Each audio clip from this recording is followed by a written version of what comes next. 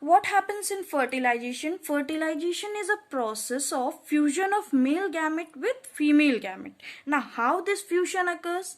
Now, this is the process. What happens when pollen grain is transferred to the stigma? Okay, as soon as this pollen grain reaches to the stigma, it begins to grow a pollen tube. The pollen tube travels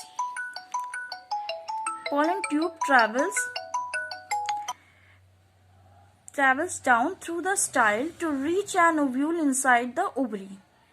On reaching an ovule, a male reproductive cell or male gamete present in the pollen grain unites with the egg cell of female. What happens? I am telling you in simple words. When pollen grain comes in contact with the stigma, then immediately it forms a pollen tube. As soon as pollen tube is formed, it reaches to the ovule inside the ovary. On reaching an ovule, male reproductive cell present in the pollen grain unites with the egg cell. That means male cell unite with the egg cell in the ovule. This process of fusion of male gamete with the female gamete is called fertilization. Now, whatever the single cell produced as a result of fertilization, that is known as zygote. A zygote develops into a new plant. Next is formation of fruits. Formation of fruits means how fruit is formed.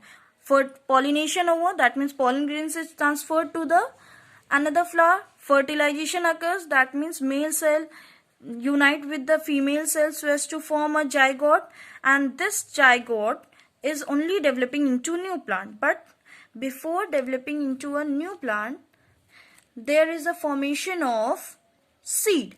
Okay, now how seed will be covered later on. Firstly, we will study formation of fruit. After fertilization, the following changes takes place in a flower. Firstly, what happens? Petals, sepals and stamens wither away. The ovary increases in size, that means it grows in size and develops into a fruit. The ovule inside the ovary develop into seeds. Okay, that means the whatever ovule is present in the ovary, I had just shown you this ovary.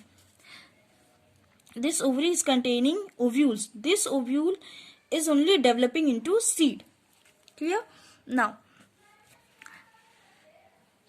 that is leading to this seed is leading to the formation of fruit. Now, next is fruit. For your purpose only, I have taken fruit here so as to show you all fruit.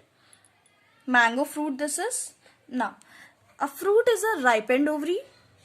Here you can see that this is very ripe enough. Okay. Then a fleshy fruit consists of two parts. Fleshy fruits. Generally there are two types of fruit. One is dry fruit and next one is fleshy fruit. Here fleshy fruit consists of two parts. One is pericarp and second one is seed. What is this pericarp? Pericarp is the fruit wall. Wall of the fruit is known as pericarp and second one is seed. Now this pericarp develops from the wall of the ovary. It consists of three parts. That means pericarp consists of three parts. First one is epicarp, second one is mesocarp and third one is endocarp. Now I will tell you where is this epicarp, mesocarp and endocarp. See children, for your explanation purpose, I have taken mango fruit. Okay, I have cut it into three pieces. Now, this is known as epicarp. Okay, this is outer thin leathery part is called epicarp. Middle part, this you can see the middle fleshy part you are seeing. This middle fleshy part is known as mesocarp. And this part, wait, this is epicarp. Okay, this is the fleshy part which you are eating. This is known as mesocarp. And third part, endocarp. This endocarp seed you are seeing. This is the seed, easily visible.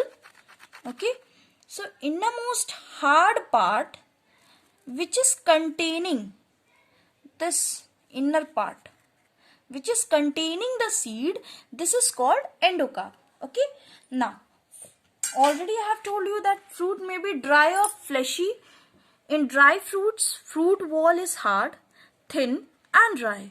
Example, pea and gram. In fleshy fruit, pericarp is thick and fleshy. Example, mango and brinjal.